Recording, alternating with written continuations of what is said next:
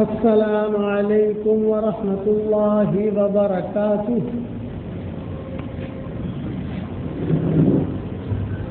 الحمد للہ نحمده ونستعینه ونستغفره ونؤمن به ونتوکل علیہ ونعوذ باللہ من شرور انفسنا ومن سیئات اعمالنا ونعوذ باللہ من شرور انفسنا ومن سیئات اعمالنا ونعوذ باللہ من شرور انفسنا ومن سیئات اعمالنا من يهده الله فلا مضل له ومن يضلله فلا هادي له ونشهد أن لا إله إلا الله وحده لا شريك له ونشهد أن سيدنا ومولانا محمدا عبده ورسوله صلى الله عليه وعلى آله وأصحابه وبارك وسلم تسليما كثيرا كثيرا. أما بعد فأعوذ بالله من الشيطان الرجيم. بسم الله الرحمن الرحيم. والمؤمنون والمؤمنات بعضهم أولياء بعض يأمرون بالمعروف وينهون عن المنكر ويقيمون الصلاة ويؤتون الزكاة ويطيعون الله ورسوله أولئك سيرحمهم الله إن الله عزيز حكيم. صدق الله. قابل احترام ہماری مائیں، بہنیں، بیٹیاں، بہویں، بچیاں اور ہمارے محترم بھائی، عورتوں کا اللہ کے یہاں بہت بڑا مقام ہے. اس مقام کی وجہ سے ہی اللہ تعالیٰ نے مکمل عورتوں کی صورت نازل کی. سورۃ النساء، عورتوں کی صورت. آپ کو قرآن میں سورۃ الرجال نہیں ملے گی، مردوں کی صورت نہیں ملے گی، سورۃ النساء ملے گی. عورتوں کا اتنا اونچا درجہ ہے اللہ کے یہاں کہ عورتوں کی سفارش اللہ کرتے ہیں. آپ کو سامنے اچھی میری سامنے رکھو تو آپ لوگ کا چہرہ دکھے گا. عورتوں کی سفارش اللہ نے کی، مردوں کی سفارش آپ کو نہیں ملی. کئی دن عاشروہن بالمعروف، ان کے ساتھ اچھی طریقے سے رہو، یہ عورتوں کے بارے میں کہا گیا. اللہ نے اتنا احترام کیا عورتوں کا کہ کسی عورت کا نام قرآن میں اللہ نے بیان نہیں کیا. عزت رکھی، صرف مریم کا نام ہے، یہ بھی خاص قصے کی وجہ سے ان کا نام بیان کیا. لیکن امہات المؤمنین کے قصے ہوتے تھے، یہ دوسرے قصے ہوتے تھے، صالحات کے قصے ہوتے تھے، لیکن کسی کا نام بھی آپ کو نہیں ملا. امرات فرعون کہیں گے اللہ تعالیٰ، امرات لوط کہیں گے، امرات نوح کہیں گے، نوح علیہ السلام کی بیوی، لوط علیہ السلام کی بیوی، یہ ایسا قصہ بیان کریں گے، لیکن نام نہیں لیں گے قرآن میں. ان کا احترام، عزت.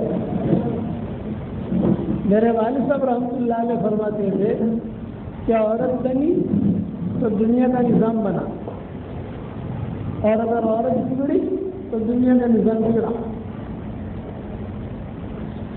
یہ ابا فرماتے تھے کہ عورت بنتی ہے تو دنیا کا نظام بنتا ہے، عورت بگڑتی ہے تو دنیا کا نظام بگڑتا ہے. بہت خیریں رکھی ہے. کئی مسئلے ہماری شریعت میں ایسے آئے کہ جو عورتوں نے حل کی. حالانکہ بڑے بڑے صحابہ تھے، ابو بکر سے بڑا کون ہوگا، عمر سے بڑا کون ہوگا، وہ ہے. لیکن اللہ نے عورتوں کو ذریعہ بنایا. ہمارے شریعت میں منبر نہیں ہوتا تھا، جو نماز جمعہ کے دن بیان کرتے ہیں نہیں، یہ ممبر ہمارے شریف میں نہیں ہوتا تھا. حضور صلی اللہ علیہ وسلم کھجور کے درخت کے اوپر رکھنے کے لگا بیان کرتے تھے. حضور صلی اللہ علیہ وسلم ایک انصاریہ عورت ہے اور اس نے آ کر حضور صلی اللہ علیہ وسلم سے کہا کہ حضرت آپ کی آواز پہنچتی نہیں ہے، ہم پیچھے ہوتی ہے اور آپ کا چہرہ بھی نہیں دکھتا، ہم پیچھے ہوتی ہے، تو کوئی اونچی چیز بنا لو آپ کے لیے کہ آپ کا چہرہ بھی دیکھ لیں، ہم لوگ دیکھ لیں اور آپ کی آواز بھی سن لیں. جو انصاری عورت نے یہ بات رکھی تو صحابہ بہت ناراض ہوئی. بڑی آئی ہے رائے دینے والی، حضور کو رائے دے رہی اور ان کے ناراضگی کو دیکھ کر وہ واپس ہٹ گئی. لیکن عورتوں کی خاص عادت ہوتی ہے، کسی چیز کو اگر ٹھان لیں وہ پھر پیچھے نہیں ہٹتی. یہ عورتوں کی خاص عادت ہوتی ہے. اسی لیے عورتوں میں تو مرتدہ نہیں ملے گی آپ کو. اسلام سے مرتد ہو گئی ہو یہ قصہ نہیں ملے گا. ہم مردوں میں ملیں گے، مسلمان ہوئے مرتد ہو گئے، مسلمان ہوئے مرتد ہو گئے، حالات ہے. عورتوں کا خال کوئی ہوگا تو ہوگا، لیکن مرتدہ نہیں ملی. اسلام کو مضبوطی سے پکڑا. رائے کی ان کی پختگی ہوتی ہے، وہ اس سے شرط کی وجہ سے وہ انصاری عورت پیچھے ہٹ گئی، لیکن آئندہ جمعہ سے آ گئی. اور آ کر کے پھر حضور صلی اللہ علیہ وسلم کے سامنے بات رکھی کہ حضرت اگر آپ چاہیں تو اونچی چیز بنا دوں، میرا غلام ہے، صاف ستھرا ہے اور وہ ہر لائن سے صاف ہے لڑکا اور صاف کام بھی کرتا ہے، سکھائی بھی ہے، آپ اجازت دیں. آپ نے کسی سے پوچھا ہی نہیں، آپ نے کہا کر رہا کر لو اور ممبر پر حضور صلی اللہ علیہ وسلم نے خطبہ دیا. جب آپ نے خطبہ دیا تو آواز بھی سب تک پہنچ گئی، ممبر دیکھے گی، چہرہ بھی دیکھا سب نے اور سب کو جو ہے بہت خوشی ہوگی. تو وہ جو صحابہ ناراض ہوئے تھے وہ سب خوش ہو گئے، چہرے ابھی اس کی رائے تو اچھی تھی. اب مسجدوں میں ممبر بنیں گے، قیامت تک مسجد بنیں گی اور ممبر بھی بنیں گے قیامت تک. اور مسجدوں سے ان ممبروں سے خیر کی باتیں کہی جائیں گی اور خیر دنیا میں پھیلے گی. سب سے پہلا ثواب اللہ تعالیٰ اس عورت کو دے گا، وہ ذریعہ بن گئی. اسی زمانے میں عورتیں بہت دیندار ہوتی تھیں، بہت دیندار، دینی مزاج ہوتا تھا. اپنے بچوں کی تربیت دینی مزاج کے اعتبار سے کرتے. اس زمانے میں موبائل نہیں تھے. آج تو میں جس گھر میں ٹھہرا ہوں یہاں اور نیچے اترا، جو بھی ہماری بیٹی اتری اس کے ہاتھ میں موبائل، جو بہن اتری اس کے ہاتھ میں موبائل. میں تو ابھی آیا ہوں نا 2 گھنٹہ پہلے، جو اوپر چڑھا تو جتنی عورتیں گئی ان کے ہاتھ میں موبائل. یہ بگڑنے کا راستہ ہے، یہ دلیل ہے کہ ہم بگڑ رہے ہیں. پھر میں نے ان بچیوں کو کھڑا رکھا، ہمارے ساتھی بھی تھے. میں نے کہا کہ مجھے پہچانتے ہو؟ تو ہاں بولتا پہچانتے ہیں آپ کو. تو میں نے ان کو ایک تصویر بھی دی، جاندار، شاندار، مالدار، دیندار، ایماندار. میری طرف سے ایک تصویر آپ کو ہدیہ ہے، یہ اس کا اپنے پاس رکھو. اور جو ہر فرض نماز کے بعد کے تعلیم لایا ہوں مختصر تھوڑے سے، ہر فرض نماز کے بعد پڑھتی رہنا. جو پڑھے گا اسے کینسر کی بیماری نہیں ہوگی انشاءاللہ. اور 24 گھنٹہ اللہ کی حفاظت کرے. میں نے ان بچیوں کو دیا. پھر میں نے ان بچیوں سے کہا میں دنیا بھر کے ملکوں میں جاتا ہوں، لیکن یہاں جو عورتیں ہیں یہ ٹاور میں جو رہتی ہے ان کے ہاتھوں میں موبائل میں نے دیکھے، اتنے موبائل میں نے گوری لڑکیوں کے ہاتھوں میں نہیں دیکھے. ابھی میں انگلینڈ کا سفر کر کے آ رہا ہوں، لمبے سفر ہمارے ہوئے الحمدللہ. موبائل ہوتے ہیں لیکن ہاتھوں میں نہیں. آج تک انہیں شیطان کو اپنے ہاتھ میں نہیں لیا. موبائل کی ضرورت ہے انسان کو، سبق سنے، قرآن سنے، لیکن ہاتھ میں لے کے گھومنا، اس کا مطلب کہ گناہ پر دلیر ہو جانا۔ علماء نے لکھا ہے کہ کچھ علامتیں ایسی ہوتی ہیں جس سے دل کالا ہو جاتا ہے، کچھ علامتیں ایسی ہیں کہ جس سے دل کالا ہو جاتا ہے۔ سب سے پہلی علامت بے جھجک گناہ کرنا۔ کوئی اگر کہے بھائی مجھے بھیجو تو گناہ تھوڑی سے دلیلیں کرنا، یہ کیا ہو گیا، یہ کیا ہو گیا، یہ ویکتی ضرورت کرنا کرنا، کسی کا مال دبا لیا تو میں آ کے بھائی تم نے یہ ساتھ ایسا کیا، مال دبایا، یہ کیا ہو گیا، یہ تو ہوتا رہتا ہے۔ کیا لگ رہا ہے کہ گناہ پر دلیر ہو، پہلی علامت ہے۔ اور دوسری علامت یہ ہے نیکیاں کرنا بھاری پڑ گیا،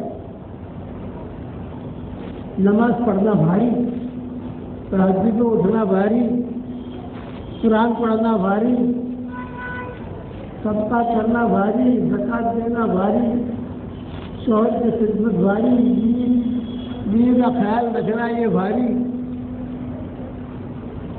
پڑے، طبیعت نہیں چلے، سمجھ لیں کہ اس کا دن کالا ہو گیا، اس کا دن کالا ہو گیا۔ اس لیے کبھی بھی دل نہیں آوے کہ نماز پڑھے گا تھوڑا سے گھڑو سمجھ لگ گیا یہ عورت بھی گھر میں جب دن آئے گا تقریر سے نہیں آئے گا، تقریر سے ماحول بنا دیتی ہے، ماحول بن جاتا ہے، ماحول بن کر آدمی چلا جاتا ہے، ہم آئے آپ کے پاس تقریر لے کے چلے جائیں گے، 2 دن کے بعد ہمارا بہن تم بھی بھول جاؤ گے، ہم آپ کو بھول جائیں گے، آپ بھی بھول جاؤ گے۔ لیکن گھر کا جو ماحول ہے، یہ میں نے واٹس ایپ کا سبق شروع ہی اسی لیے کیا تاکہ روزانہ گھر میں ماحول بنے، روزانہ کچھ نہ کچھ پڑھتا رہے، کچھ نہ کچھ کان میں آتی رہے، یہ بات آتی رہے، کبھی نہ کبھی دل میں کچھ کر دے گا۔ یہ علماء دل کہ دل کالا نہیں ہونا چاہیے، اس لیے موبائل رکھو لیکن اپنے پرس کے ہے، وہ تو موبائل کو لے کر گھومنا یہ کوئی انسان جنت میں نہیں جائے گا۔ اپنے گھر میں دینی ماحول بناؤ، اور دینی ماحول کیسا بنتا ہے؟ وہ ایسا بنتا ہے کہ ماں خود دین پر رہے، باپ دین پر رہے۔ شیخ صلاح الدین ایوبی رحمۃ اللہ علیہ تھے، آپ نے نام سنا ہوگا، جنہوں نے بیت المقدس فتح کیا تھا صلاح الدین ایوبی، تو ان کے والد جو تھے یہ شادی نہیں کرتے تھے، بڑے وقت ہو گئے، بڑے خاندان کے لوگ، شاہی خاندان کے لوگ، ان کے خاندان کی لڑکیاں بہت تھیں، تو سب خاندان کی لڑکیاں، مرد، عورتیں سب کہتی تھی کہ بھی شادی کر لو، تمہارے مال کہاں جائے گا؟ تو ان کے والد کہتے تھے مجھے نکاح نہیں کرنا۔ صلاح الدین ایوبی کے والد تو کتابوں میں لکھا ہے کہ ایک مرتبہ ان کے گھر کے خاندان کی جو لڑکیاں تھیں، چچا ساتھ بہنیں، ماموں ساتھ بہنیں، بھوپھی ساتھ بہنیں ہوتی ہے نا گھر کے اندر، تو ساتھ میں نے گھیر لیا صلاح الدین ایوبی کے والد کو، دیکھو تمہیں شادی کرنی پڑے گی، تمہاری عمر بڑی ہو رہی ہے، تمہارا پیسہ کون، شاہی خاندان کے آدمی ہو تم جہاں سے کہو وہاں سے ہم تمہارے لیے لڑکی ڈھونڈ لیں۔ تو ان کے والد نے کہا ہاں ڈھونڈو میرے لیے، لیکن ایک شرط ہے۔ صلاح الدین ایوبی کے والد نے کہا ایک شرط ہے، کہ کیا شرط ہے؟ بولے ایسی لڑکی سے میرا نکاح کراؤ جو میرا ہاتھ پکڑ کر مجھے جنت میں لے جائے۔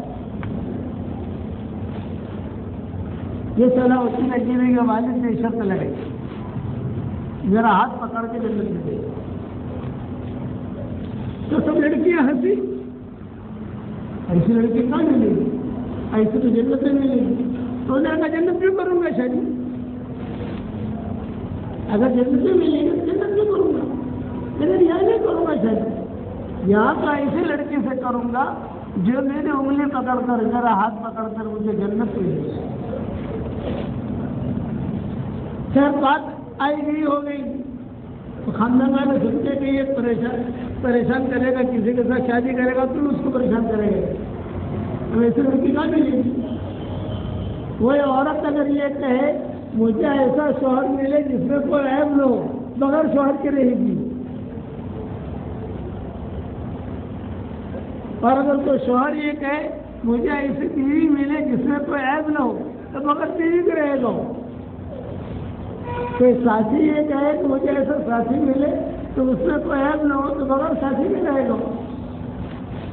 تو صلاح الدین ایوبی رحمۃ اللہ علیہ کے والد جو تھے انہوں نے نکاح نہیں کیا، لیکن روزانہ ان کے ایک شیخ تھے، چھوٹی سی مسجد تھی، وہ عصر کی نماز میں وہاں پہنچ جاتے تھے اور شیخ کی خدمت کرتے تھے۔ وہاں پھل بہت ہوتے ہیں، جس علاقے میں رہتے تھے کردی ہے، وہاں پھل بہت ہوتے ہیں، وہاں تو کبھی پھل لے جا رہے، کبھی کھجورے لے جا رہے، کبھی کوئی، اور شیخ کے بعد بیٹھے رہے۔ شیخ اللہ کرتے تھے تو کتابوں میں لکھا ہے کہ کبھی جو ہے پانی لے آ رہے تھے، وضو کرا دے رہے شیخ کو، یہ خدمت ہوتی تھی۔ ایک مرتبہ صلاح الدین ایوبی کے والد اور ان کے شیخ دونوں بیٹھے ہوئے مسجد میں اور عصر مغرب عشاء تینوں ایک ساتھ پڑھتے تھے۔ یہ بیٹھے ہوئے تھے اور ایک نوجوان لڑکی ہے، فتح پرانے کپڑے لیکن قبول صورت تھی، کسی کو بدصورت نہیں کہہ سکتے ہو کہ بہت بدصورت ہے، یہ کہنا مناسب نہیں، کیونکہ اللہ نے قرآن میں کہا ہے هو الذی خلقکم وصورکم فاحسن صورکم، اللہ نے تم کو پیدا کیا ہے، تمہاری صورتیں بنائی ہیں اور اللہ نے اچھی صورتیں بنائی ہیں۔ اللہ کہے اچھی صورت اور ہم کہیں بدصورت، اتنا کہہ سکتے کہ قبول صورت نہیں ہے، جو آنکھ کو نہ لگے وہ دل کو کیا لگے، یہ مثال مشہور ہے، تو جو آنکھ کو نہ لگے وہ دل کو کیا لگے۔ تو وہ لڑکی جو تھی وہ بہت قبول صورت تھی اور فتح پرانے کپڑے اور کچھ گاہوا باہوا بنا کر لائی شیخ کے لیے۔ تو شیخ نے صلاح الدین ایوبی کے والد کی موجودگی میں پوچھا، ارے بیٹا تم نے نکاح بھی کیا کہ نہیں کیا؟ تو اس لڑکی نے کہا کہ نہیں، میں نے نہیں کیا، کرنے کا شوہر ڈھونڈ رہی ہے۔ اچھا اب شوہر کب تک ڈھونڈتی رہے گی، تیری بھی عمر بڑی ہو رہی ہے، کسی کے ساتھ نکاح کر لے۔ تو اس لڑکی نے کہا شیخ صاحب ایسے لڑکے سے میں نکاح کرنا چاہتی ہوں جو میرا ہاتھ پکڑ کر مجھے جنت میں لے جائے۔ یہ صلاح الدین ایوبی کے والد بیٹھے ہوئے تھے وہاں، ارے حضرت میں بھی ایسے لڑکی ڈھونڈتا ہوں کہ میرا ہاتھ پکڑ کے جنت میں لے جائے۔ تو شیخ نے کہا بہت اچھا۔ شیخ نے ان کے رشتہ داروں کو بلایا اور وہی نکاح پڑھا دیا۔ عصر کے بعد یہ بات ہوئی اور عشاء میں یہ دلہن بن کے گئی۔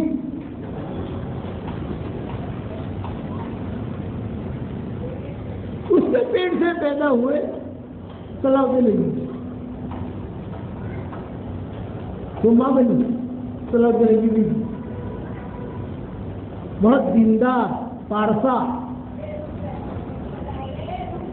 جب صلاح الدین ایوبی بیت المقدس فتح کرتے تھے اور فتح کرنے کا انہوں نے ارادہ کیا کہ بیت المقدس فتح کروں، تو صلاح الدین ایوبی اپنی ماں سے دعا لے کے جاتے تھے کہ میں محاذ پہ جا رہا ہوں، میرے لیے دعا کر۔ تو صلاح الدین ایوبی ہارنے لگے، یہودیوں کا مقابلہ تھا، یہودی فوج غالب آنے لگی، اندر جانے کی کوشش کرتے تھے لیکن وہ ہارنے لگے ایک دم سے اور ان کے فوجیں پیچھے ہٹنے لگے۔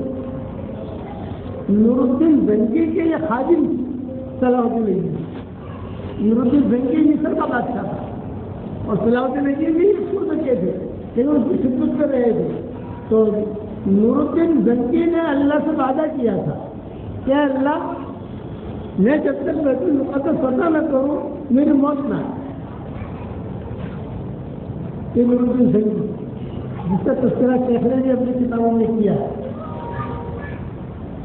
مدینہ منورہ مکہ مکرمہ سے بہت محبت کرتا تھا، مصر کا بادشاہ تھا، اور یہ صلاح نے یہ بھی ان کی خدمت کی. تو نور الدین زنگی نے ساری دنیا سے اطباء بلائے، اطباء، اور مہنگے مہنگے خمیرے بنوائے. عمر میری لمبی ہو تاکہ میں بیت المقدس ہوتا تھا، یہ اس کی تمنا تھی نور الدین زنگی. تو کتابوں میں لکھا ہے کہ وہ خمیرے دیے، وہ جو خمیرے دیے وہ طاقتور خمیرے تھے، اسے عورتوں کی ضرورت پڑی تو اس سے 3 4 شادی ہوئی، کمزور ہو گیا، اور کمزور ہوتے ہوتے وہ موت کے قریب آیا. جب موت کے قریب آیا تو اس نے اللہ سے کہا، اللہ پاک میں نے اس سے کہا تھا کہ جب تک بیت المقدس فتح نہ کروں گی موت نہ آئے، اللہ میں تو موت کے حق سن رہا ہوں. تو قریب میں شاگرد بیٹھے ہوئے تھے، ان صلاح الدین ایوبی بھی بیٹھے ہوئے تھے. تو میری تمنا تھی، میری خواہش پر پوری کرے گا. تو صلاح الدین ایوبی نے کہا میں کروں گا، آپ کی خواہش میں پوری کروں گا، اور جب بیت المقدس فتح کروں گا تو قرآن ختم کر کے آپ کو میں سبق پہنچاؤں گا، لیکن ذریعہ آپ ہو. یہ صلاح الدین ایوبی بڑے آدمی تھے، ان کے ماں دیندار تھی، وہ ماں کی دینداری کی وجہ سے بیت المقدس فتح ہوا ہے. یہ ماں ایک مرتبہ صلاح الدین ایوبی نے خط بھیجا، یہ کہا کہ ماں میں جو ہے میری فوجیں پیچھے ہٹ رہی ہیں، آپ دعا کرو. تو ان کی ماں نے جواب بھیجا، میں بھی یہی سمجھ رہی تھی کہ تو پیچھے ہٹ رہا ہے، ہار رہا ہے. اور اس کی علامت یہ کہ روزانہ تہجد کے وقت میں میرے یہاں 100 عورتیں جمع ہوتی ہیں. اس زمانے میں تہجد میں عورتیں جمع ہوتی تھیں، چھوٹے چھوٹے مکانات ہوتے تھے، محلہ ہوتا تھا، جیسے اپنے دیہات کے اندر دیکھا ہوگا اپنے قریب مکانات. تو تہجد کے وقت میں جیسے 5-6 بجے اگر صبح شادی تھے تو 5 بجے سے ساری عورتیں صلاح الدین ایوبی کی ماں کے پاس آ جاتی تھیں، اپنی بھی چادریں لے کر، برقعے پہن کر. اب تو وہ دور رہا نہیں، اب تو نہیں کر سکتے، لیکن وہ دور تھا.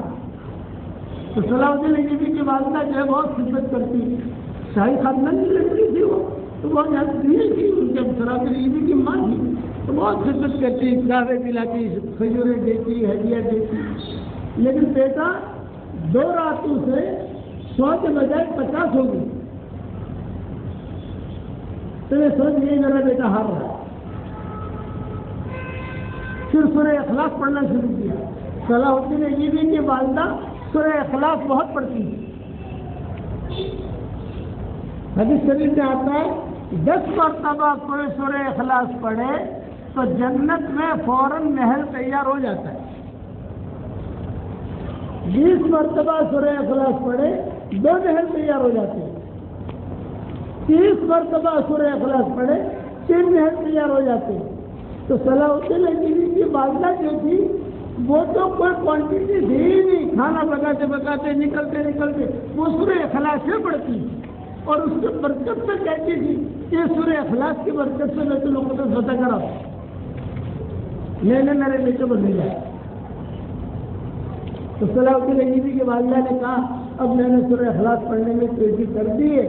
چنانچہ جہاں یہاں تیزی ہوئی وہاں صلاح الدین ایوبی کی فوجیں جو ہے وہ آگے بڑھی اور آگے بڑھ کر بیت المقدس فتح جمعہ کے دن فتح کیا. حضرت عمر نے بھی جمعہ کے دن فتح کیا اور صلاح الدین ایوبی نے بھی جمعہ کے دن فتح کیا.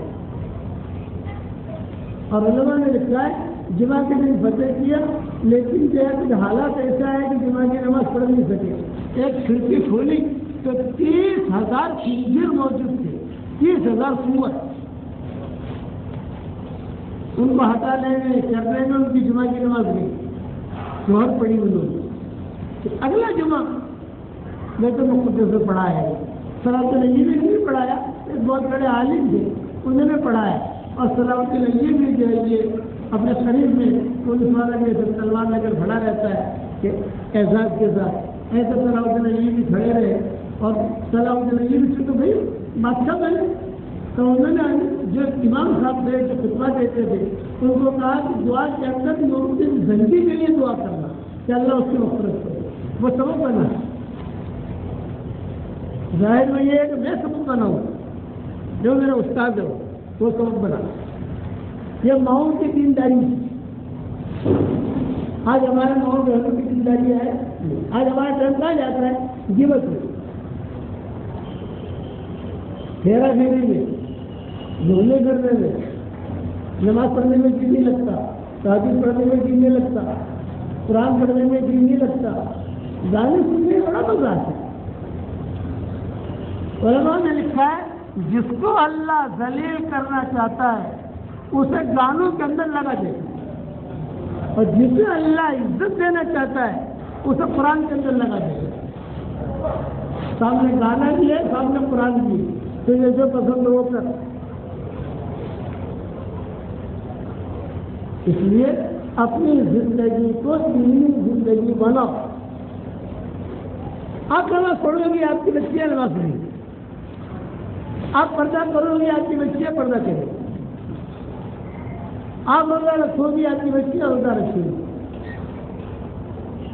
کسی زمانے میں جب ایام ہوتے تھے جس میں عورتیں نماز نہیں پڑھتی تو وہ اس زمانے کی عورتوں کی یہ عادت تھی کہ نماز تو پڑھنی نہیں، لیکن بچی تو سمجھے گی نہیں کہ میں نماز کیوں نہیں پڑھتی. تو وہ عورت جو ہے بچیوں کے سامنے وضو کرتی، نماز کی طرح اڑنے اڑ لیتی، مصلی بچھاتی اور نقلی نمازیں پڑھتی تاکہ بچیاں جو ہے یہ نہ کہ میری ماں نے نماز نہیں پڑھی.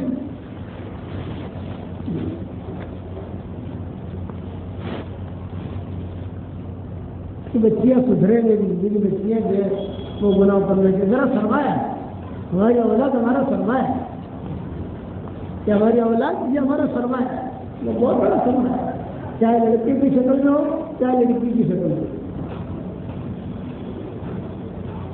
اس لیے میں آپ سے درخواست کروں گا اپنا مزاج دینی بنائے. حنیفہ بھائی تھی اللہ مغفرت میرے غالباً صدرہ نے کی تھی، حنیفہ بھائی صدرہ نے کی تھی. حنیفہ بھائی اللہ تعالیٰ ان کی قبر کو نور سے منور فرمائے، ان کے درجات کو بلند فرمائے، ان کی ہڈی ہڈی کو اللہ جنت نصیب فرمائے. میں ان میں گود میں بیٹھا ہوں، اتنا چھوٹا تھا، کاکسی آتی تھی اور میں ان کو گود میں بیٹھا ہوں، مجھے برابر یاد اور بوجھ اٹھا کر ایک جملہ کہتے کہ بھائی موٹا مولسب تھا جو ہو باوجود کام کر جو ہو. ہمارے والد صاحب موٹا مولسب تھا جو ہو، اور صاحب موٹا بیٹا موٹا تھا جو ہو انت باوجود کام کر دو، باوجود ہم روشن کر دو. یہ جملہ کہتے ہیں ہمارا باوجود ہم روشن کر دو اور پیار کے ساتھ. یعنی اب تک مجھے ان کا چہرہ یاد ہے. اگر کسی عورتیں کھڑی ہو اور حنیفہ بھائی سے آ جائیں میں پہچان لوگ یہ نہیں ہوگا، وہ عورتی کا کلر بھی یاد ہے. لیکن ان کی بات یہ نصیحت ان کی جو تھی کہ بھائی موٹا مولسب تھا جو ہو باوجود ہم روشن کر دو. کئی ملکوں میں اللہ نے ان سے کام لیا، ایسے بھی ساری عورتیں ہیں. یہی حال ان کی شوہر کا تھا. پور میں ان کا وہ تھا شاید بھینسوں کا کاروبار وغیرہ تھا، وہی اجتماع بھی ہوا تھا. ہمارے والد صاحب رحمۃ اللہ علیہ ہم سب باہر گئے تھے جیسا بھی لوگ. اب ہم لوگ فیشن میں پڑ گئے. اب ہماری زندگی کے اندر بے بیوی کے اثرات آئے، اسی وجہ سے بچی کو لینے نہیں آ رہی. ارے کسی زمانے میں عورتیں شوہر جب نکلتا اپنے گھر سے کاروبار کے لیے تو دیندار عورتیں کہتے تھی یا رجل اتق اللہ فینا، اے ہمارے پیارے شوہر تم جا رہے ہو تو ہمارے بارے میں اللہ سے ڈرتے رہنا، حلال لقمہ لانا، خراب لقمہ مت لانا. ہم فاقہ برداشت کر سکتی ہیں، ہم جہنم کی آگ برداشت نہیں کر سکتے. یہ عورتوں کی دینداری. اس لیے اپنا مزاج دینی بناؤ. میں یہ نہیں کہتا ڈاکٹر مت بنو، یہ نہیں کہتا پائلٹ مت بنو. اب تو ہماری برادری کی عورتیں پائلٹ بن گئی نا شاء اللہ. سفر میں ملتی ہے کون سا قلعہ بننے کا بیٹا تم پائلٹ بنو، کون منع کرتا ہے؟ اپنا دین کے ساتھ میرے والد صاحب رحمۃ اللہ علیہ فرماتے تھے کہ بخاری شریف کا پڑھنا فرض عین نہیں ہے، اور ڈاکٹر بننا پائلٹ بننا حرام نہیں ہے، لیکن دونوں کا دیندار بننا فرض ہے۔ بخاری شریف پڑھی ہوتی نہیں ہے، ڈاکٹر بنی ہوتی ہے، دینی کے ساتھ بنا۔ کسی زمانے میں علم عام ہوتا تھا، بہت علم عام ہوتا تھا۔ امام قاسم رحمۃ اللہ علیہ کی بیوی جو فاطمہ تھی، یہ جو بہت بڑے محدث تھے، اس کے والد فاطمہ کے والد بہت بڑے محدث تھے، شیخ تھے۔ وہ روزانہ بچوں کو لڑکوں کو 10 دیتے تھے، حدیث فقہ کا روزانہ، اور وہی 10 رات کو اپنی بیوی اور اپنی بیٹی کو پڑھاتے تھے، سناتے تھے۔ تو بیوی عالمہ بن گئی، دیندار عالمہ، بے دین دیندار نہیں۔ ایک جملہ یاد رکھنا، بے دین دیندار مت بننا۔ امت جو ڈوبی ہے بے دین دینداروں سے ڈوبی ہے۔ بے دین دیندار کا کیا مطلب کہ کپڑا دینداروں کا ہے، خلیا دینداروں کا ہے، برقع دینداروں کا ہے، ہاتھ میں تصویر بھی ہے، لیکن زندگی میں دین نہیں ہے۔ یہ بے دین دیندار، اللہ تعالیٰ ان کے ذریعے سے جہنم کو بھڑکائے گا، سب سے پہلے جہنم میں ان کو ڈالے گا۔ بے دین دیندار۔ آج کل مردوں کو پیر بننے کا شوق بہت ہو گیا، اور عورتوں کو آپائے بننے کا شوق بہت ہو گیا۔ تو تصویر پکڑنے سے تو آپا نہیں بنتی، وہ تو اللہ بناتا ہے، اور اللہ دل کو دیکھتا ہے کس کے دل میں کیا ہے۔ لیکن اب فاطمہ جو ہے جوان بڑی عالمہ بن گئی، دیندار۔ تو کتابوں میں لکھا ہے، والد نے اور والدہ نے کہا، شیخ نے اور ان کی بیوی نے کہا، بیٹا تم جوان ہوئی ہو، تمہارے رشتے بہت آ رہے ہیں، استخارہ کر کے کسی کے ساتھ شادی کر لو۔ تو فاطمہ نے کہا مجھے شادی نہیں کرنی۔ تو باپ نے کہا بیٹا نکاح تو کرنا پڑے گا، تو اللہ کا نظام ہے، خدا کا نظام ہے۔ تو فاطمہ نے کہا اچھا اگر آپ چاہتے ہو کہ میں نکاح کروں تو ایسے لڑکے سے ایسے عالم سے میں نکاح کروں گی جو مجھ سے بڑا عالم، مجھ سے زیادہ جانتا ہو۔ حرم شریف کے ائمہ کے رشتے آئے، مصر سے رشتے آئے، اس وقت میں کوفہ آباد تھا وہاں سے رشتے آئے، یہاں ہمارے یہاں یہ حیدرآباد بھی آباد تھا، بڑے بڑے علماء تھے یہاں پر، وہاں سے ٹونک، اس زمانے میں ٹونک یہ علمی مرکز تھا۔ ٹونک کے حافظ بہت مشہور ہوتے ہیں، وہاں سے رشتے رہے، لیکن وہ لڑکی منع ہی کری۔ تو علماء نے فقہ پر کتابیں لکھی، عرب علماء نے، عجم علماء نے، وہ پڑھتی تھی کتاب اور فیل کر دیتی تھی، یہ تو کچھ نہیں جانتا۔ پھر ہم کاسانی کھڑے ہوئے، بہت بڑے عالم، بدائے ثنائے ان کی کتاب ہے، بدائے ثنائے یعنی ملکی کتاب، پہلی جلد میں لکھی، اس لڑکی نے فیل کر دی، دوسری لکھی فیل، تیسری لکھی ناپاس، چوتھے جلد میں لکھی ناپاس، پانچویں لکھی ناپاس، چھٹویں لکھی ناپاس، ساتویں لکھی امام کاسانی نے ناپاس، آٹھویں لکھی ناپاس، نویں لکھی ناپاس، 10ویں دن میں لکھی، اور آخر میں گہرے گہرے مسائل لکھے، وہ لیٹے لیٹے پڑھتی تھی، پھر بھی بیٹھ گئی، اور دھیان سے 2-4 مرتبہ اس بات دیکھے اور کہا یا بتا وجدت الخیر، یا بتا وجدت الخیر، اے ماں باپ مجھے خیر مل گئی۔ تو دونوں کو دونوں بھاگے بھاگے آئے، یہ فرمایا یہ کتاب جس نے لکھی ہے اس کے ساتھ میرا نکاح کراؤ، ھذا ھو اعلم منی، یہ مجھ سے زیادہ پڑھا لکھا ہے۔ امام کاسانی کے ساتھ نکاح ہوا فاطمہ کا۔ اس زمانے میں فتوے جو چھپے جاتے تھے تو جس فتوے کے اوپر امام کاسانی کے دستخط ہو، ان کی بیوی فاطمہ کے دستخط ہو، ان کی ساس کے دستخط ہو، اور ان کے خسر کے دستخط ہو، یہ 4 دستخط ہو تو وہ فتویٰ مقبول مانا جاتا تھا. اب انگلی رکھنے کی ضرورت نہیں, 100% اوکے. یہ علم تھا عورتوں کے اندر. موبائل کا علم نہیں تھا. آج تو ہمارے چھوٹے چھوٹے بچیاں جو ہم سے زیادہ موبائل میں جانتے ہیں. وہ ماحول بنا, یہ ماحول بنا رہے ہیں ہمیں جہنم کی طرف لے جانے کا. ہم ماحول بنائیں جنت کی طرف لے جانے کا. تو کتابوں میں لکھا ہے کہ امام کاسانی کے ساتھ ان کی زندگی برابر گزری فاطمہ کی. پھر ایک مرتبہ امام کاسانی نے کہا فاطمہ میں چاہتا ہوں کہ جا کر حج کروں, میرے پاس پیسہ نہیں ہے کہ تمہیں حج کراؤں, میں چلا جاؤں وہاں حج کرنے کے لیے. تو امام کاسانی حج کے لیے گئے. حنفی مسلک کے امام تھے. بادشاہ کو پتہ چلا, امیر مکہ کو پتہ چلا کاسانی آئے ہیں, کاسانی آئے, کاسانی آئے. تو انہوں نے بلایا ان کو اور بلا کر امام کاسانی سے کہا 5 نمازیں حرم شریف کی تمہیں پڑھانی ہے. 5 نمازیں حرم کے امام بنے امام کاسانی, اور حرم کے امام بننے کے بعد ان کو پورے مکہ کا قاضی بنا دیا امام کاسانی, پورے مکہ کا قاضی. حج بھی ہو گیا. اب یہاں فاطمہ انتظار کر رہی ہے کہ وہ کہاں گئے, یہ آئے نہیں. امام کاسانی نے خط لکھا اور یہ خط لکھا کہ میں تو یہاں مقیم ہو گیا ہوں, مجھے تو یہاں امام بھی بنا دیا حرم شریف کا اور قاضی بھی بنا دیا, اور بادشاہ کے گھر سے روزانہ کھانا آتا ہے میرے لیے. اس سے میں نے تو سوچ لیا کہ میں یہ بیان کروں. یہ خط لکھا اپنی بیوی فاطمہ کو.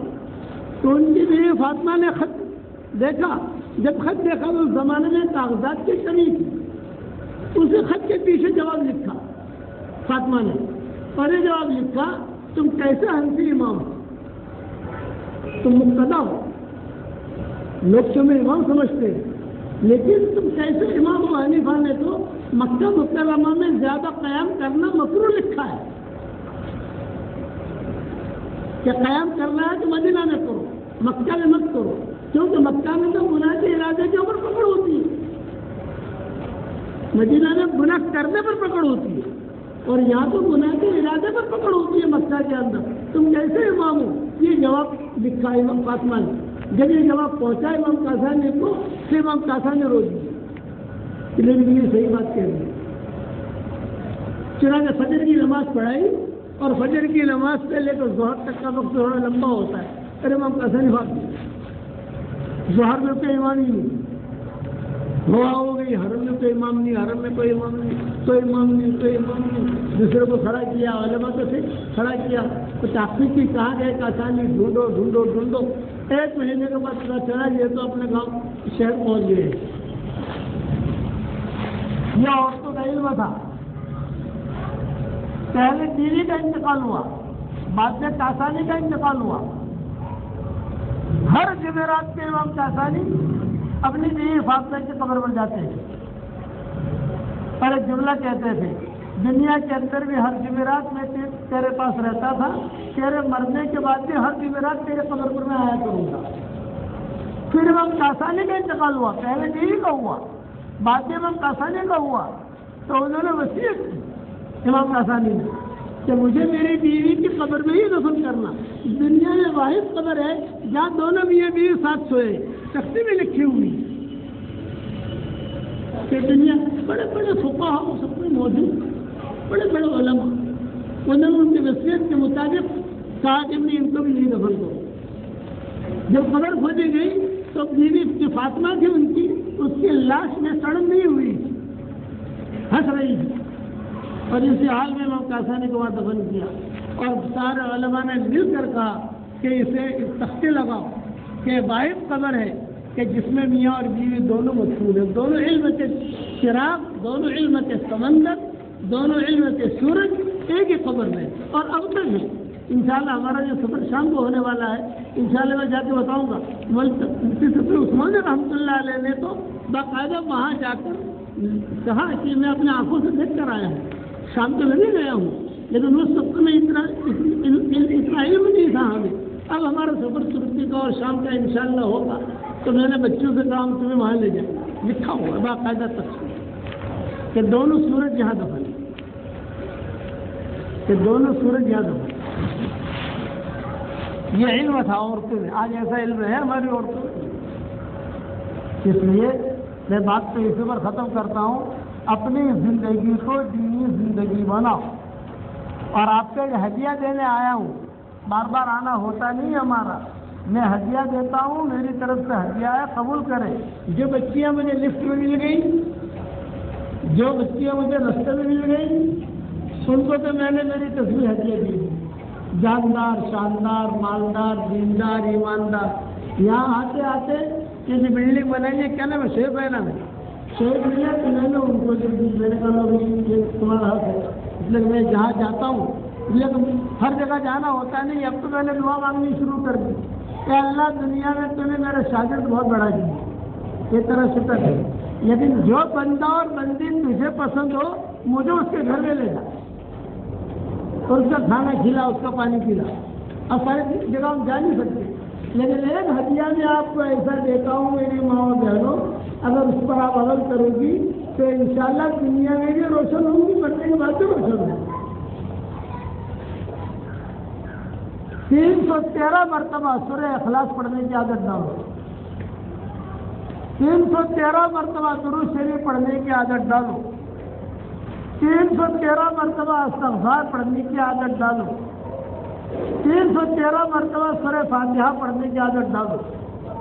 24 گھنٹے میں نہیں پڑھ سکو, جلدی نہیں پورا کرو, 3 دن پورا کرو. 313 مرتبہ سورہ اخلاص پڑھو گی تو روزانہ 31 بنگلے جنت میں تیار ہو جائیں گے انشاءاللہ.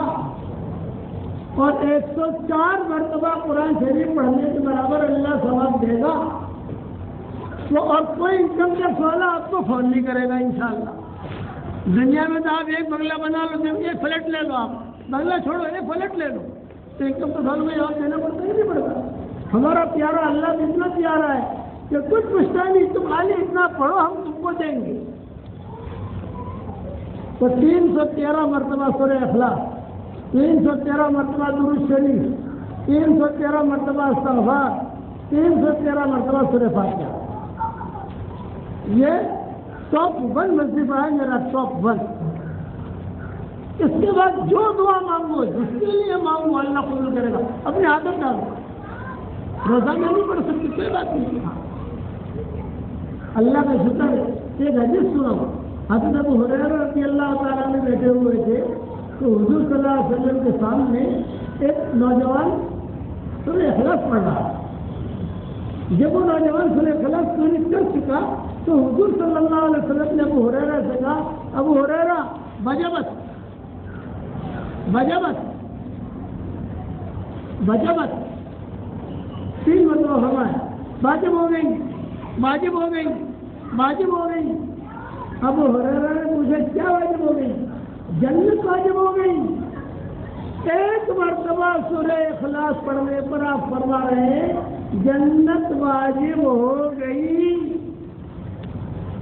ابو ہریرہ کہتے ہیں میں ڈھونڈنے کے لیے نکلا, لیکن وہ شادی مجھے ملے نہیں. اور اس دن دوپہر کا کھانا میرا حضور صلی اللہ علیہ وسلم کے ساتھ تھا. میں نے کہا یار اس کو ڈھونڈنے جاؤں گا تو میرا کھانا رہ جائے گا, حضور کے ساتھ کیا ملے گا مجھ کو. تو میں نے ڈھونڈا نہیں, حضور کے ساتھ میں نے کھانا کھایا, بعد میں ڈھونڈا وہ صحابی نہیں ملے. ایک مرتبہ پڑھنے پر آپ نے فرمایا واجب ہو گئی. 313 مرتبہ پڑھو گے تو انشاءاللہ کتنی مرتبہ ہو جائے گا واجب ہو گئی. ادھر روٹیاں بناتے بناتے, کھانا پکاتے پکاتے سورہ اخلاص پڑھو. یہ میری طرف سے ہدیہ ہے.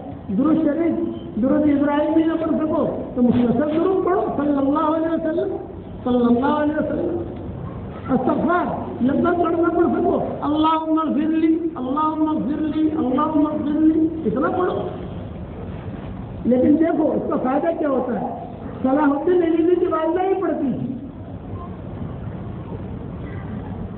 تو پوری حکومتیں ہل گئی. خاموش فتنوں کا علاج خاموش محنتوں سے ہوتا ہے. یہ خاموش محنتیں ہیں.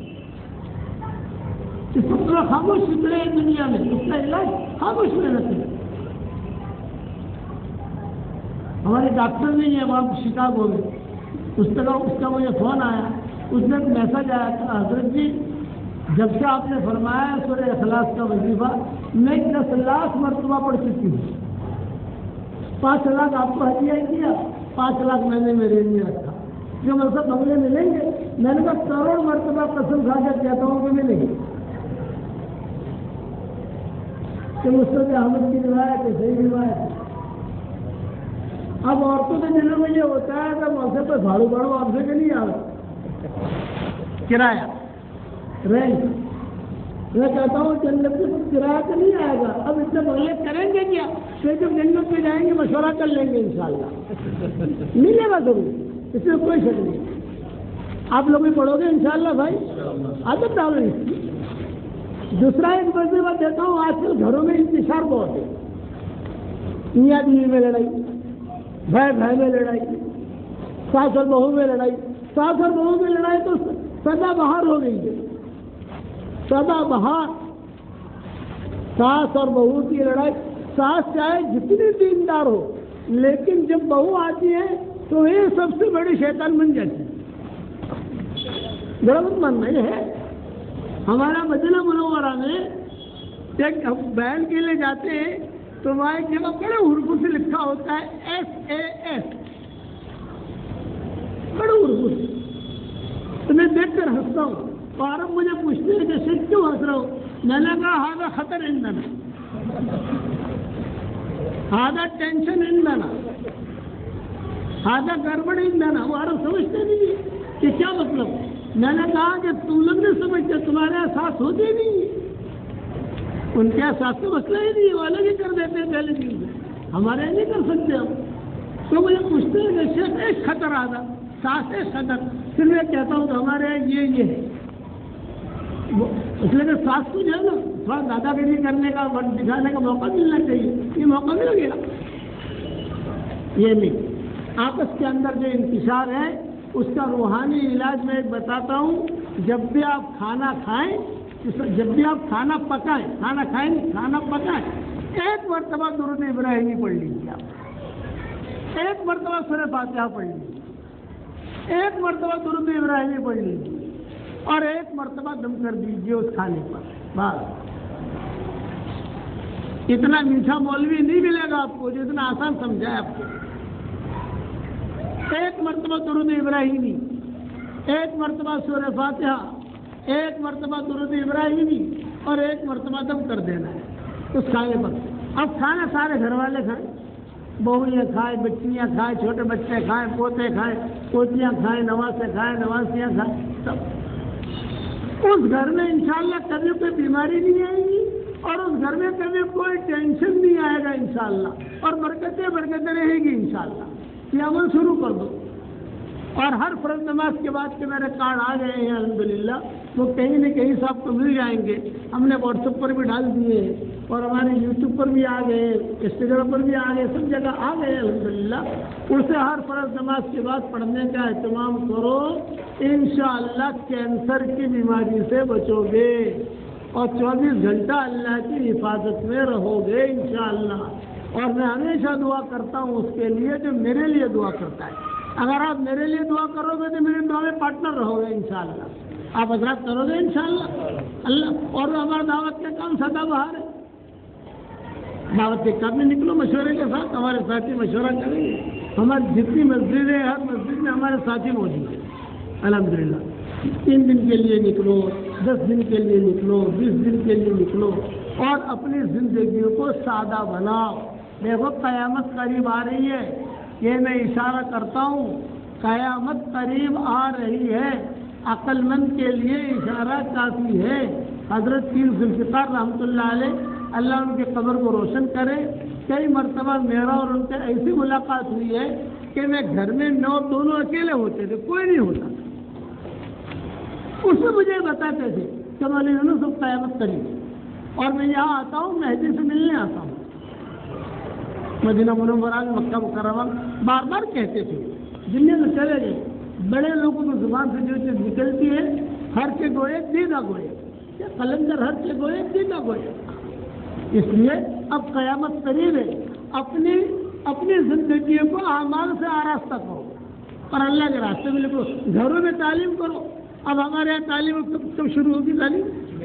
جمعرات کو کہاں؟ ساجد بھائی کے وہاں جمعرات کی تعلیم بھی ہوگی انشاءاللہ. تم عورتیں جو ہے وہاں پہنچنے کی کوشش کریں تعلیم کے اندر اور تعلیم سنیں, اپنے گھر کی تعلیم بھی کریں, اپنے شوہروں کو بھی اللہ کے راستے میں بھیجیں. اللہ تعالیٰ مجھے بھی عمل کرنے کی توفیق عطا فرمائے, آپ کو بھی عمل کرنے کی توفیق عطا فرمائے.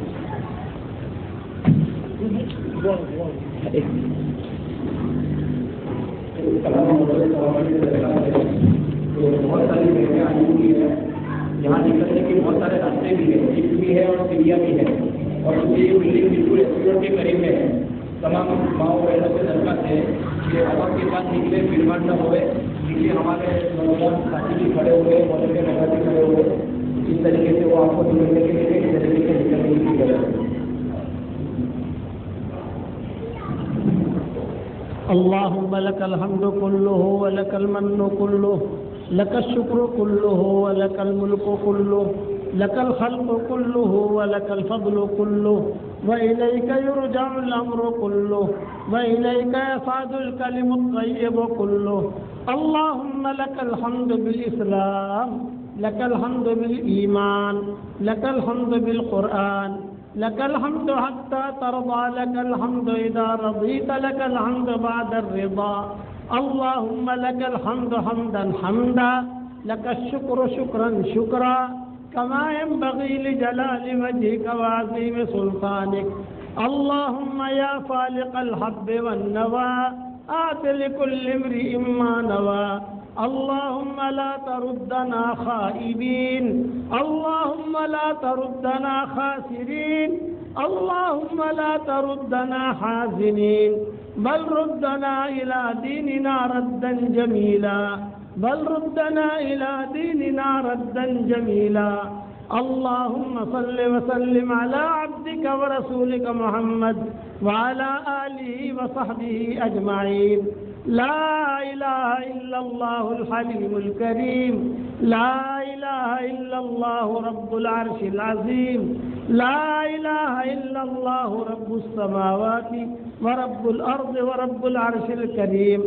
لا إله إلا الله صدق وعده وأنجز وعده ونصر عبده وهزم الأحزاب وحده, وهزم الأحزاب وحده. اے اللہ ہمارے گناہوں کو معاف فرما, ہماری خطاؤں سے درگزر فرما, ہمارے ماؤں بہنوں کے جمع ہونے کو تو قبول فرما. اے اللہ جتنی مائیں بہنیں بیٹیاں بہویں بچیاں جمع ہوئی ہیں تو ان سب کو قبول فرما لے. اچانک کا خیر تو ہمیں نصیب فرما, اچانک کے شر سے تو ہماری حفاظت فرما. اے اللہ جس کرم سے آپ نے ہمیں یہاں جمع کیا ہے, تیرے اسی کرم سے جنت الفردوس میں تیرے نبی کے پڑوس میں ہماری قیامت تک کے آنے والی نسلوں کے ساتھ تو ہم سب کو جمع فرما دے, تو ہم سب کو جمع فرما دے. اے مالک ہمارا کھویا ہوا دین ہمیں واپس دے دے, ہمارا کھویا ہوا قرآن واپس دے دے, ہماری کھوئی ہوئی عزتیں واپس دے دے, ہمارا کھویا ہوا دعوت کا کام واپس دے دے. اے اللہ پورے مدینہ منزل والوں کو قبول فرما, ان کے مردوں کو قبول فرما, ان کی عورتوں کو قبول فرما, ان کے بچے بچیوں کو قبول فرما. اے اللہ ہواؤں کے ساتھ جو بھلائیاں آتی ہیں وہ ہمارے لیے مقدر فرما, اور ہواؤں کے ساتھ جو برائیاں آتی ہیں ان برائیوں سے تو ہماری حفاظت فرما. اے اللہ اس امت کو ہر پل نئی خوشیاں عطا فرما, اس امت کو ہر پل نئی خوشبوئیں عطا فرما, اس امت کو ہر پل نئی سعادتیں عطا فرما, اس امت کو ہر پل نئی برکتیں عطا فرما, اس امت کو ہر پل نئی رحمتیں عطا فرما, اس امت کو ہر پل دنیا میں نئی جنتیں عطا فرما, اور مرنے کے بعد بھی نئی جنتیں عطا فرما. اے اللہ جس نے بھی مجھے دعاؤں کے لیے کہا ہو یا دعاؤں کے لیے خطوط میں لکھا ہو, جن کا ہم پر کسی قسم کا حق اور احسان ہو, یا جو مجھے اپنی دعاؤں میں یاد کرتے رہتے ہوں, مائیں بہنیں بیٹیاں بہویں مجھے اپنی دعاؤں میں یاد کرتی رہتی ہوں, میری ساری دعاؤں میں ان کا پورا حصہ نصیب فرما. اے اللہ میری تشکیل پر جو 313 مرتبہ سورہ اخلاص پڑھے, 313 مرتبہ درود شریف پڑھے, 313 مرتبہ استغفار پڑھے, 313 مرتبہ سورہ فاتحہ پڑھے, اے اللہ اس کی ساری دعاؤں کو قبول فرما، اس کی ساری حاجتوں کو پورا فرما، اس کی ساری پریشانیوں کو دور فرما۔ اے اللہ تجھ سے جو مانگے وہ عطا فرما۔ اے اللہ ہماری قیامت تک کے آنے والی نسلوں میں کوئی بے نمازی پیدا نہ ہو، تو اس کی غیب سے صورت و شکلیں پیدا فرما۔ اے اللہ یہ مجمع آمین کہہ رہا ہے، کسی کے باپ کا انتقال ہو چکا ہے، کسی کی ماں کا انتقال ہو چکا ہے، کسی کی ماں اور باپ دونوں کا انتقال ہو چکا ہے۔ اے اللہ ان کے قبروں کو تو نور سے منور فرما دے، ہمارے ماں باپ کی قبروں کو نور سے منور فرما دے، ان کے درجات کو بلند فرما کر بٹو انہیں آرام نصیب فرما، ان کی ہڈی ہڈی کو جنت نصیب فرما۔ اے اللہ اس مسجد میں اور اس جگہ پر جہاں یہ بیان ہو رہا ہے آسمانوں تک فرشتے ہی فرشتے ہیں۔ اے اس مجلس کے فرشتوں، ہمارا رب ہم سے روٹھا ہوا ہے، ہمارے روٹھے ہوئے رب کو ہم سے منوا دو، ہمارے روٹھے ہوئے رب کو ہم سے منوا دو۔ اے فرشتوں ہمارے اللہ کو ہم سے منوا دو۔ اے ہمارے پیارے اللہ یہ امت کب تک پریشان رہے گی؟ اس امت کی شام کو صبح سے بدل دے، اس امت کی شام کو صبح سے بدل دے۔ اے اللہ ایک دن آئے گا ہم بھی دنیا سے رخصت ہو جائیں گے۔ آج دوسروں کی موت کی خبریں ہمارے کانوں تک پہنچ رہی ہے، اے اللہ آج دوسروں کی موت کی خبریں ہمارے کانوں تک پہنچ رہی ہے۔ ایک دن ہماری موت کی خبر دوسروں کے کانوں تک پہنچے گی۔ کوئی پانی گرم کر رہا ہوگا، کوئی نہلا رہا ہوگا، کوئی کفن تیار کر رہا ہوگا، کوئی مشک اور عنبر لگا رہا ہوگا، کچھ لوگوں کو کندھوں پر سوار کیا جائے گا۔ یہ سفر ہوائی جہاز کا نہیں ہوگا، ریل کا نہیں ہوگا۔ محبت کے دعویٰ کرنے والے کچھ مٹھیاں مٹیاں ہدیے میں پیش کریں گے، ایک جملہ کہہ کر واپس لوٹیں گے، قبر تک آپ کا اکرام کر لیا، قبر تک آپ کا ساتھ دے دیا، آگے آپ کے اعمال جانے۔ اے اللہ تو اس وقت میں ہمارا معین اور مددگار بن جا، ہمارا معین اور مددگار بن جا، ہمارا معین اور مددگار بن جا۔ قبر کے عذاب سے تو ہماری حفاظت فرما، جہنم کے عذاب سے تو ہماری حفاظت فرما۔ اے اللہ ہمیں تیرے قرآن سے جوڑ دے، اے اللہ ہمارے دین کے سورج کو عروج نصیب فرما۔ جتنی مائیں بہنیں جمع ہوئی ہیں تو ان سب کو قبول فرما، ان کے بچیوں کو قبول فرما، ان کے بیٹے بیٹیوں کو قبول فرما، ان کے دامادوں کو قبول فرما، ان کے پوتے پوتیوں کو قبول فرما، نواز نواسیوں کو قبول فرما، ان کے شوہروں کو قبول فرما، ان کے بہوؤں کو قبول فرما، ان کی قیامت تک کے آنے والی نسلوں کو قبول فرما، اور ہم یہ دعا ہمارے لیے بھی قبول فرما۔ اے اللہ میری اس دعا پر دنیا بھر میں جہاں کہیں آمین کہی جائے، اے اللہ ان کے جائز مرادوں کو بھی پوری فرما۔ اے اللہ تیرے نبی نے ایک جملہ کہا ہے، الخلق عیال اللہ، ساری مخلوق اللہ کا کنبہ ہے۔ اے اللہ تیرے کنبے میں جو پریشان حال ہو اس کی پریشانی کو دور فرما، جو مقروض ہو ان کے قرضے کے ادا ہونے کے غیب سے صورت شکلیں پیدا فرما۔ اے اللہ جو بیمار ہو ان کو شفا عطا فرما۔